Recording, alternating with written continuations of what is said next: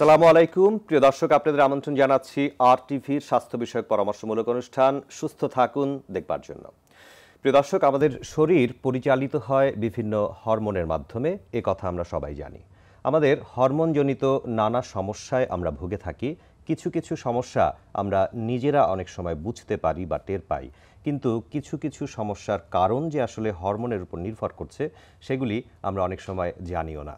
আমরা অনেক সময় হরমোনজনিত বিভিন্ন সমস্যার সঠিক চিকিৎসা সময় মতো করি না, অথবা চিকিৎসার যে উপকারিতা রয়েছে সেই বিষয়টি সম্পর্কেও অনেকেই আমরা সচেতন নই। সে কারণেই আজকে আমরা বিভিন্ন হরমোনজনিত সমস্যা এবং তার সমাধান নিয়ে আলোচনা করতে চাই। দর্শক, আমাদের আজকের আলোচনার বিষয় হরমোনজনিত রোগে সুস্থ থাকার কৌশল। আপনারা এই অনুষ্ঠানটি পরবর্তীতে যদি দেখতে বা শুনতে চান সেক্ষেত্রে সার্চ করতে পারেন ইউটিউবে youtube.com/RTV লাইফস্টাইল এই ঠিকানায়।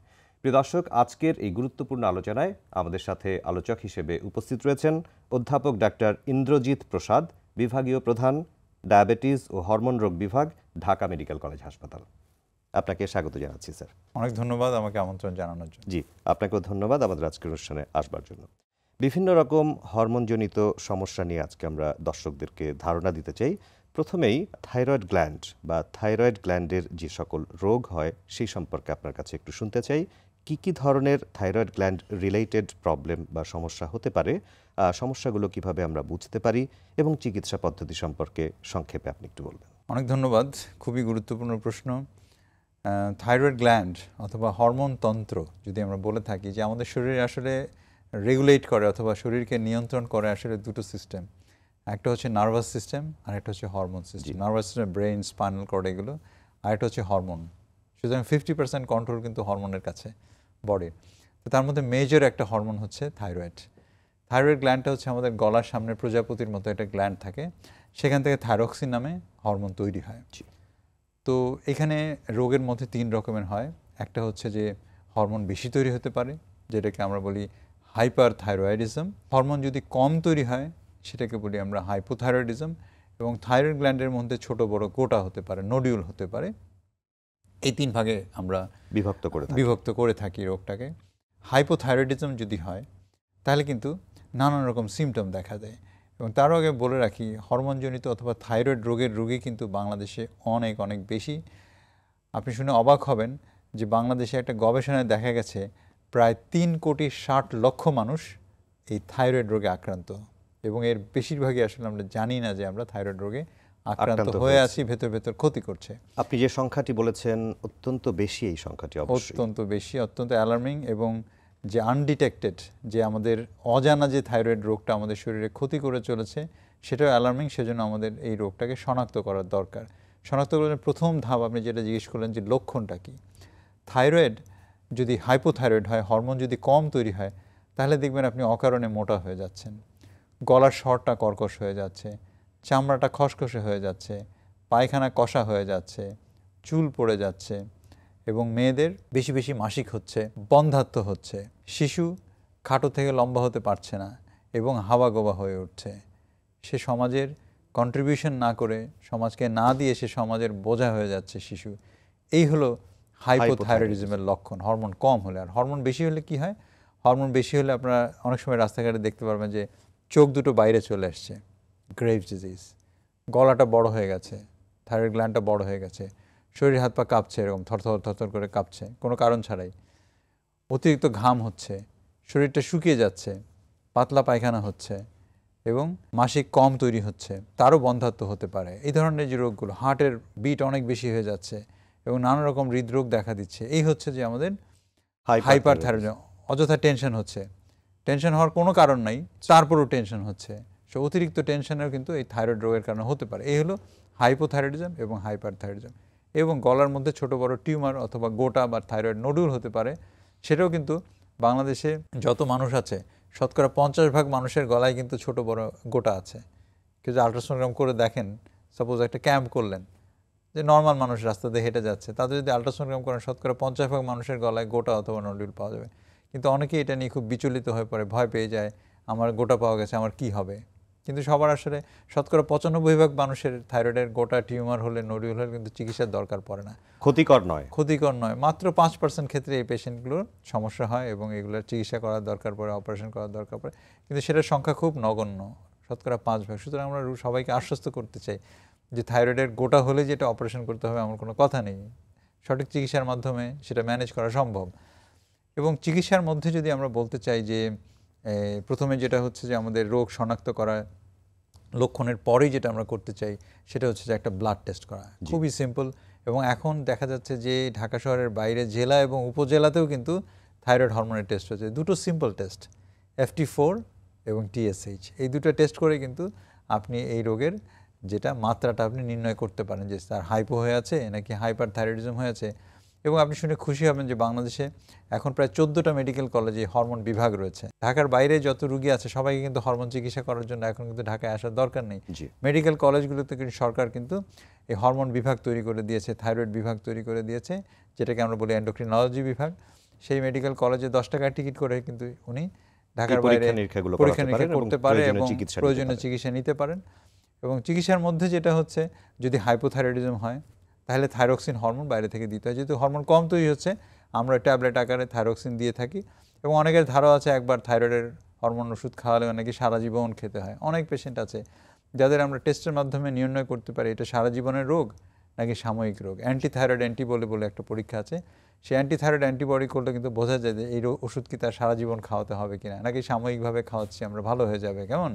সেরকম আবার হাইপার হচ্ছে যে অতিরিক্ত হরমোন তৈরি হলে কিন্তু ট্যাবলেটের মাধ্যমে হরমোনটাকে নিয়ন্ত্রণ করা যায়।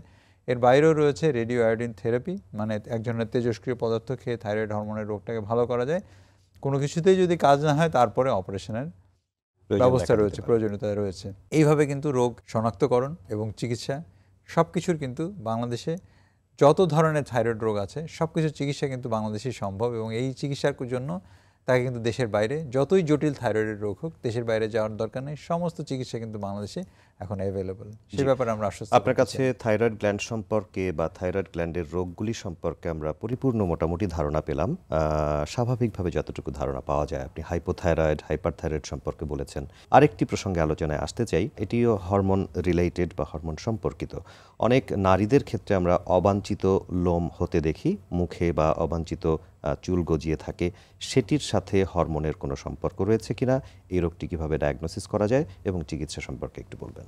এটা অত্যন্ত গুরুত্বপূর্ণ টপিক আমি বলবো, কারণ হচ্ছে যে এই যে আমরা স্কুল কলেজ গোয়িং যে মেয়েরা আছে তাদের কিন্তু দেখা যায় যে অনেকেরই মুখে অবাঞ্ছিত লোম হচ্ছে, শরীরে বুকে পেটে কিন্তু অবাঞ্ছিত লোম হচ্ছে এবং সেটা নিয়ে তারা নিদারুণ কষ্টের মধ্যে থাকে।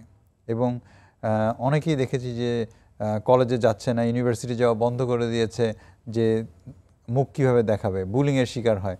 তো এই ধরনের যে কটু কথার শিকার হয়, সমাজে সে চলতে পারে না, এটা নিয়ে কিন্তু মারাত্মক মনোকষ্টে থাকে তারা। এবং আমরা দেখেছি, আমরা একটা কেস আমি শুনেছি যে সে একটা পেশেন্ট সুইসাইডও করেছে এই তার যে মানসিক কষ্ট থেকে। সুতরাং এগুলো অত্যন্ত যত্নের সাথে এবং গুরুত্বের সাথে, অনেকে জানে না যে কোথায় যেতে হবে আসলে এই রোগগুলোর জন্য। মেইনলি আমাদের মুখের লোম যে গজায় এটা একটা পুরুষ হরমোন রয়েছে।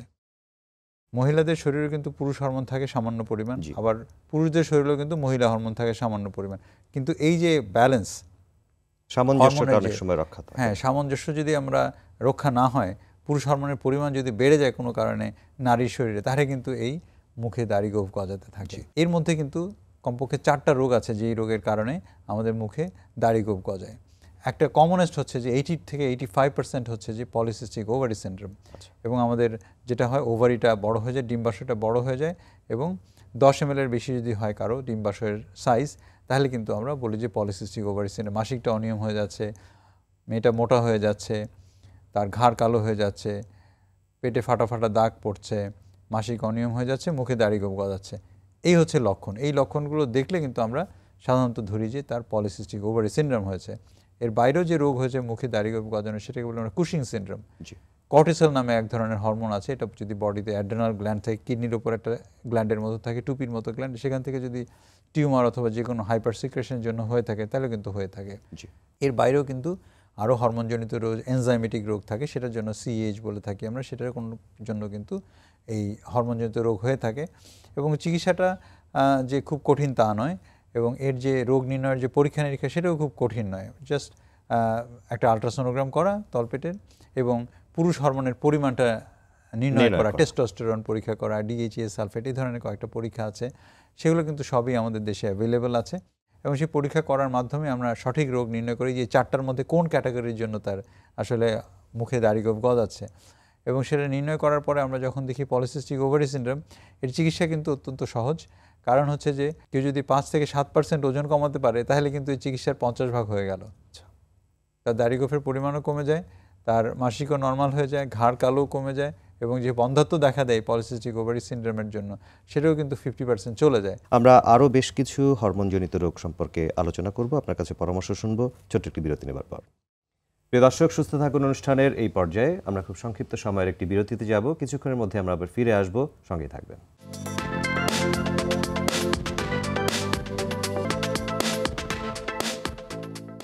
প্রিয় দর্শক, বিরতির পর আবারও আপনাদের স্বাগত জানাচ্ছি আজকের সুস্থ থাকুন অনুষ্ঠানের পর্বে। আমাদের আজকের আলোচনার বিষয় হরমোনজনিত রোগে সুস্থ থাকার কৌশল। আমাদের সাথে আলোচনায় যুক্ত হয়েছেন অধ্যাপক ডাক্তার ইন্দ্রজিৎ প্রসাদ, বিভাগীয় প্রধান, ডায়াবেটিস ও হরমোন রোগ বিভাগ, ঢাকা মেডিকেল কলেজ হাসপাতাল। স্যার, বিরতির পূর্বে আপনার কাছে আমরা থাইরয়েড গ্ল্যান্ডের সমস্যা বা পলিসিস্টিক ওভারি সিনড্রোম এই রোগ দুটো সম্পর্কে এবং তাদের লক্ষণ, চিকিৎসা সম্পর্কে জেনেছি। আরেকটি বিষয় আলোচনায় আনতে চাই। অনেক শিশু দেখা যায় যে ছোটবেলায় ঠিকমতো তার গ্রোথ হচ্ছে না বা মেটে হয়ে যাচ্ছে বা খাটো হয়ে যাচ্ছে, যেগুলি আসলে অনেক সময় হরমোনজনিত কারণে হতে পারে এবং সেগুলি চিকিৎসাযোগ্য বা নিরাময়যোগ্য। এই সম্পর্কে আমাদের সাধারণ মানুষের ধারণাও কিন্তু কম যে কোনো হরমোনজনিত কারণে সেটি হচ্ছে কিনা। এই বিষয়ে আপনার পরামর্শ জানতে চাই। অনেক ধন্যবাদ। এটা আসলে অত্যন্ত গুরুত্বপূর্ণ একটা টপিক যে শিশুদের যে উচ্চতা সেটা যদি না বাড়ে সেক্ষেত্রে কিন্তু আমাদের সন্দেহ হয় যে হরমোনের কোনো সমস্যা আছে কিনা। প্রাথমিকভাবে যেটা হচ্ছে যে আমাদের দেশে অনেক আগে এরকম ছিল যে অপুষ্টির কারণে বাচ্চারা লম্বা হচ্ছে না, কিন্তু আমাদের দেশের যে আর্থসামাজিক অবস্থার উন্নতির সাথে সাথে এই অপুষ্টির পরিমাণ কিন্তু সরকারি বেসরকারি উদ্যোগে কিন্তু আমাদের অপুষ্টির পরিমাণ কমে আসাতে কিন্তু সেই যে অপুষ্টির কারণে যে বাচ্চারা খাটো হচ্ছিল সেটা কিন্তু অনেক কমে গেছে।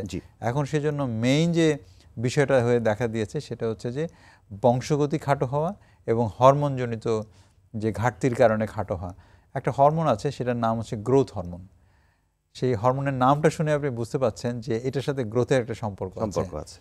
সেই মাথার যে আমাদের পিটুইটারি গ্ল্যান্ড বলি, আমাদের চোখের উপর একটা অর্গান থাকে, এটা গ্ল্যান্ড ব্রেনের ভেতরে থাকে, ছোট্ট একটা গ্ল্যান্ড, সেখান থেকে কিন্তু অনেকগুলো হরমোন তৈরি হয়। তার মধ্যে একটা গুরুত্বপূর্ণ হরমোন হচ্ছে গ্রোথ হরমোন। এই গ্রোথ হরমোনের সাথে কিন্তু এই গ্রোথের সম্পর্ক। তো যদি কারো গ্রোথ হরমোনের পরিমাণ কম থাকে, এর আগেও বলেছি আমরা থাইরয়েডের সাথে সম্পর্ক রয়েছে, কিন্তু গ্রোথ হরমোনটা মেইনলি টার্গেট করা হচ্ছে গ্রোথটাকে। এই হরমোনের পরিমাণ বিভিন্ন কারণে এই হরমোনের ঘাটতি থাকে মানুষের শরীরে, বাচ্চাদের শরীরে। যদি এই ঘাটতি থাকে তাহলে কিন্তু বাচ্চা তার পরিপূর্ণ যে বংশগতির উচ্চতা সেটা কিন্তু সে পায় না।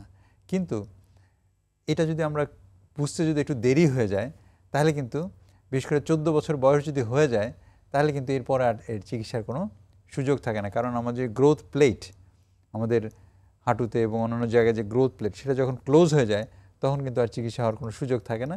সেজন্য আমরা সবাইকে বলি যে যদি কোনো বাচ্চা নর্মাল থেকে কম গতিতে বাড়ে, তার স্কুলের ফ্রেন্ডদের থেকে কম বাড়ছে, পারিপার্শ্বিকতা থেকে কম বাড়ছে এবং প্রতি বছর কেউ যদি, অনেক সময় দেখেন যে বাচ্চাদের হাইট মেপে রাখে প্যারেন্টরা যারা খুব সচেতন, যদি প্রতি বছর সে 5 সেন্টিমিটারের কম বাড়ে তাহলে কিন্তু চিকিৎসকের পরামর্শ নেওয়া উচিত যে তার গ্রোথ হরমোনের অভাবজনিত কোনো রোগ রয়েছে কিনা, যেটার কারণে সে সঠিক মাত্রায় বাড়ছে না। তো সেই ক্ষেত্রে যখন চিকিৎসকের কাছে আসে তখন আমরা কিন্তু তার মেজারমেন্ট করি এবং স্ট্যান্ডার্ড গ্রোথ চার্ট আছে, সেই চার্টে আমরা প্লট করে দেখি যে সে আসলেই খাটো কিনা, বয়স অনুযায়ী তার উচ্চতাটা ঠিক আছে কিনা। যদি দেখা যায় বয়স অনুযায়ী উচ্চতা ঠিক নেই এবং প্রতি 6 মাস 1 বছর পর পরে যেভাবে বাড়া উচিত আমরা যখন ফলো আপ করে দেখি যে সেই গতিতে বাড়ছে না, তখন আমরা সন্দেহ করি যে গ্রোথ হরমোন হয়তো কম রয়েছে। সেক্ষেত্রে আমরা হরমোনগুলো যখন পরীক্ষা করি, হরমোন পরীক্ষার পরে যখন আমরা কম পাই, সেই যে গ্রোথ হরমোন সেটা কিন্তু বাইরে থেকে ইনজেকশনের মাধ্যমে কিন্তু গ্রোথ হরমোন দেওয়ার সুযোগ আছে। এবং এখন অত্যাধুনিক যে গ্রোথ হরমোনগুলো রয়েছে, সপ্তাহে 1 দিন করে একটা ইনজেকশন যদি দেওয়া হয় গ্রোথ হরমোনে, সেক্ষেত্রেও বাচ্চা কিন্তু তার স্বাভাবিক যে উচ্চতা সেটা কিন্তু সে অ্যাটেইন করতে পারে। যে বাচ্চাটা একদম খাটো হয়ে থাকতো, সেই গ্রোথ হরমোন ইনজেকশনের মাধ্যমে কিন্তু সেই বাচ্চাটা তার স্বাভাবিক উচ্চতা পেয়ে যায়। এবং আপনি জানেন যে গ্রোথ হরমোন অথবা গ্রোথের সাথে তার উচ্চতার সাথে কিন্তু এখন কিন্তু পারফরমেন্সের অনেক বড় একটা যোগাযোগ, সামাজিক একটা অবস্থার সাথে অনেক বড় যোগাযোগ। আরেকটি বিষয়ে আমরা কথা বলতে চাই যেটি আসলে না বললেই নয়, আমাদের দেশে অনেক অসংখ্য রোগী রয়েছেন যারা নিয়মিত ডায়াবেটিস রোগের চিকিৎসা নিচ্ছেন। ডায়াবেটিসের অনেক রোগী রয়েছেন, সঠিক সংখ্যা হয়তো বা আপনার কাছেই আমরা জানতে পারবো। ডায়াবেটিস রোগী যারা রয়েছেন তাদের সম্পর্কে আপনার পরামর্শ শুনতে চাই। এটি অত্যন্ত গুরুত্বপূর্ণ একটা টপিক আমি মনে করি। ইনফ্যাক্ট আজকে যা আলোচনা করছেন সবই গুরুত্বপূর্ণ। এর মধ্যে ডায়াবেটিস আমি বিশেষ গুরুত্বের সাথে দিতে চাই, কারণ আমি ডায়াবেটিস বিভাগীয় প্রধান হিসেবে কাজ করছি এবং এর যে ব্যাপ্তি বাংলাদেশে এটা খুবই ইম্পর্ট্যান্ট। আপনি জানেন যে বিশ্ব হার্ট দিবস পালিত হচ্ছে, তো এর সাথে কিন্তু আমি জড়িত করে আমরা বলতে চাই যে বাংলাদেশে প্রায় 1,31,00,000 মানুষ ডায়াবেটিসে আক্রান্ত অফিসিয়ালি 1,31,00,000 মানুষ ডায়াবেটিসে আক্রান্ত এবং প্রি ডায়াবেটিসে আক্রান্ত প্রায় 3 কোটি মানুষ। তো এই যে 4-5 কোটি ডায়াবেটিক পপুলেশন যেমন, এবং অফিসিয়ালি হয়তো আরেকটু বেশি হবে, আনঅফিসিয়ালি আরেকটু বেশি হবে, এই যে ডায়াবেটিক পপুলেশন এরা কিন্তু তার যে এটা যে একটা ক্রনিক ডিজিজ এবং এর যে জটিলতা রয়েছে সেই জটিলতার কারণে কিন্তু আমাদের আর্থসামাজিক অবস্থার উপরে অনেক একটা পারিবারিক একটা খরচ বলবো আমরা, রাষ্ট্রের একটা খরচ বলবো আমরা, অনেক কিন্তু একটা অর্থনীতি বিরাট একটা চাপ পড়ছে। কারণ এখন যে ইয়াং জেনারেশন ডায়াবেটিসে আক্রান্ত হয়ে যাচ্ছে এবং তারা যখন বড় হবে, তারা যখন এই 40-50 বছর বয়স হবে, কর্মক্ষম এবং ফুল ফ্লেজেড তাকে এক সমাজকে যখন দেওয়ার সময়, তখন কিন্তু তারা দেখা যাচ্ছে যে অসুস্থ হয়ে যদি পড়ে থাকে তাহলে কিন্তু আমরা খুবই শঙ্কিত এটা নিয়ে। সেজন্য আসলে ডায়াবেটিসের চিকিৎসা এবং ডায়াবেটিস শনাক্তকরণ, আর্লি ডায়াবেটিস শনাক্তকরণ, 50% মানুষ এখানেও জানে না যে তার ডায়াবেটিস হয়ে আছে এবং ডায়াবেটিসটা ভেতরে কিন্তু ঘুণে ধরার মতো শরীরটাকে কিন্তু খেয়ে দেয়। হার্ট, কিডনি, ব্রেইন, চোখ, সেক্স, অনেক অর্গান কিন্তু নষ্ট করে।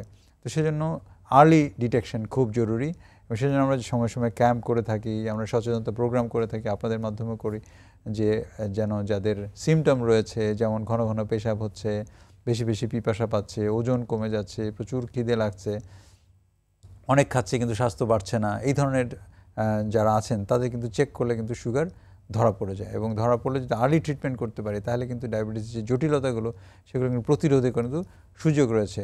অলমোস্ট 60% পেশেন্ট কিন্তু মানে যারা ডায়াবেটিস থেকে মৃত্যুবরণ করেছে তাদের হার্ট অ্যাটাকের কারণে মৃত্যুবরণ করছে। এবং আমরা ইদানিং আলোচনা করছিলাম যে বিশ্ব হার্ট দিবস উপলক্ষে যে যদি আমরা আর্লি ডায়াবেটিস ডিটেকশন করতে পারি, ডায়াবেটিস যদি আমরা প্রতিরোধ করতে পারি, 84% ডায়াবেটিস কিন্তু প্রতিরোধযোগ্য। অনেকে মনে করেন আমার বাবা মার ডায়াবেটিস আছে সুতরাং আমার হবেই, ব্যাপারটা কিন্তু এরকম না। আপনার রিস্ক আছে, কিন্তু আপনি শতকরা 80 থেকে 90% ক্ষেত্রে কিন্তু আপনি আপনার পারিবারিক যে ডায়াবেটিস সেটা কিন্তু প্রতিরোধ করতে পারেন শুধুমাত্র একটু হাঁটার মাধ্যমে, শুধুমাত্র একটু খাদ্য নিয়ন্ত্রণে, সুষম খাদ্য খাওয়ার মাধ্যমে, কোনো খাবার বাদ দিয়ে না, কার্বোহাইড্রেট বাদ দিয়ে না, প্রোটিন বাদ দিয়ে না, একটা সুষম ব্যালেন্সড ডায়েটের মাধ্যমে কিন্তু আমরা যদি একটু হাঁটি, আমরা কি করি, ডায়াবেটিস হওয়ার পরে হাঁটা শুরু করি। এই হাঁটাটা যদি ডায়াবেটিস হওয়ার আগেই আমরা হাঁটতাম প্রতিদিন 30 মিনিট করে সপ্তাহে 5 দিন, তাহলে তো ডায়াবেটিস হয় না। এবং প্রতিরোধ করার সম্ভাবনা প্রায় 80%। যারা চেষ্টা করবে তারা 80% ডায়াবেটিস প্রতিরোধ করতে পারে। আমাদের দেশের আর্থসামাজিক যে অবস্থা তার মধ্যে অনেক চাপ কমে যায় যদি আমরা ডায়াবেটিস হওয়ার আগেই হাঁটতে পারি, তাহলে কিন্তু আমাদের ডায়াবেটিসও হয় না এবং সেই সংক্রান্ত জটিলতার কারণে যে বড় বড় হার্ট সেন্টার তৈরি করতে হচ্ছে, বাইপাস করতে হচ্ছে, রিং পরাতে হচ্ছে, ডায়ালাইসিস করতে হচ্ছে, চোখে ইনজেকশন দিতে হচ্ছে, এগুলোর কিন্তু এত কিছু লাগবে না। এই কমপ্লিকেশন বা জটিলতাগুলোকে আমরা এড়াতে পারি, আমরা প্রতিরোধ করতে পারবো এবং আমাদের খরচ অনেক কমে যাবে যদি আমরা ডায়াবেটিস প্রতিরোধ করতে পারি অথবা সঠিকভাবে নিয়ন্ত্রণ করতে পারি। যারা ডায়াবেটিসে আক্রান্ত রয়েছেন, যারা এখন চিকিৎসা নিচ্ছেন ঔষধ দিয়ে, অর্থাৎ মুখে খাওয়ার ঔষধ অথবা ইনসুলিন নিচ্ছেন, তাদের উদ্দেশ্যে আপনার যদি বিশেষ কিছু গুরুত্বপূর্ণ পরামর্শ থাকে তাহলে আপনি বলতে পারেন। যারা ডায়াবেটিস আক্রান্ত হয়ে গেছে, এটা তো আর 100% নিরাময়যোগ্য না। সেক্ষেত্রে আমরা যেটা বলে থাকি যে সঠিক নিয়ন্ত্রণের মাধ্যমে কিন্তু এই ডায়াবেটিসের জটিলতা অবশ্যই প্রতিরোধ করা যায়।